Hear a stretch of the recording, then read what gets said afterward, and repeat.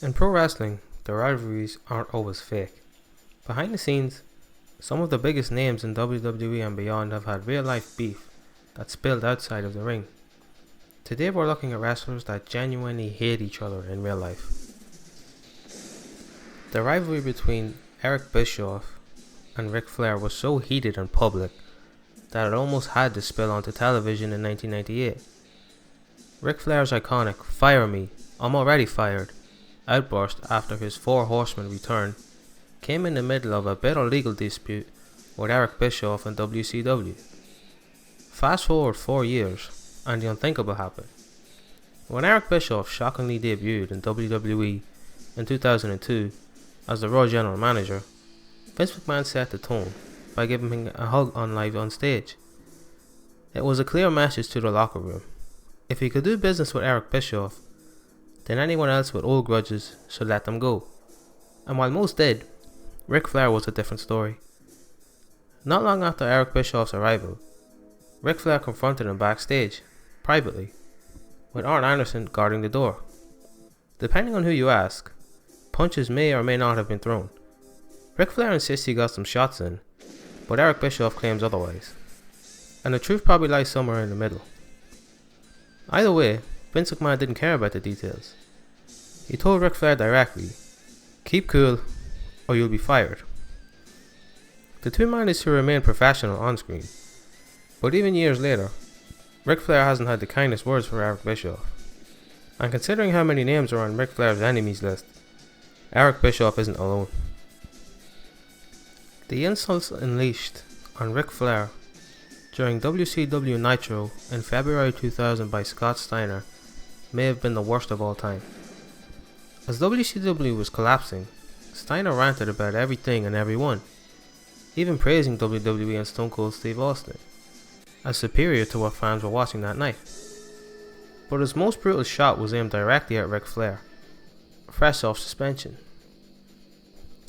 "I watched a 53-year-old man, who's got more loose skin than a Shar-Pei puppy, come out here and say he's still the man.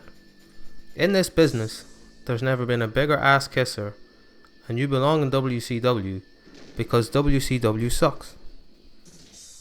This promo technically tied into storylines at the time, with Scott Steiner calling Flair a jealous old bastard, and later siding with Vince Russo and Eric Bischoff's New Blood against Ric Flair's Millionaires Club. But the reality was, this wasn't just storyline heat, it was a glimpse at genuine animosity. Arn Anderson later revealed in his podcast that their issues dated back to 1991, where Steiner believed Ric Flair deliberately tanked the match because he didn't want to put him over.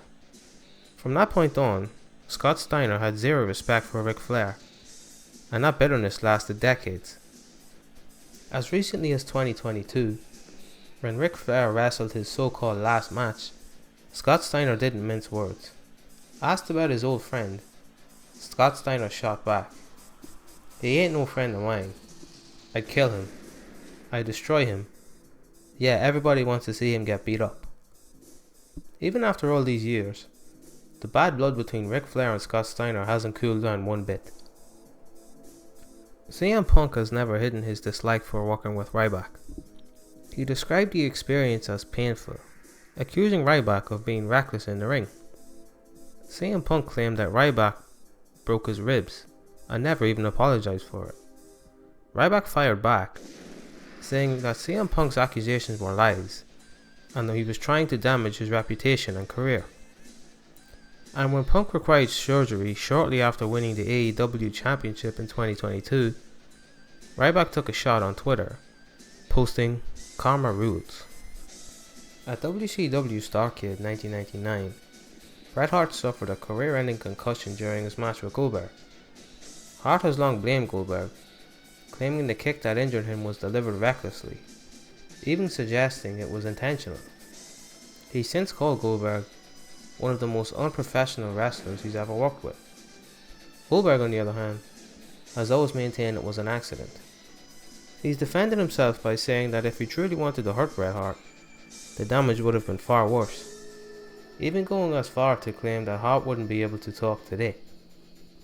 There was long-standing tension between Stone Cold Steve Austin and Jeff Jarrett, Some of it's from Jeff Jarrett's father, and some of it's from careless words from Jeff Jarrett, and some of it's even from Stone Cold Steve Austin's stubbornness.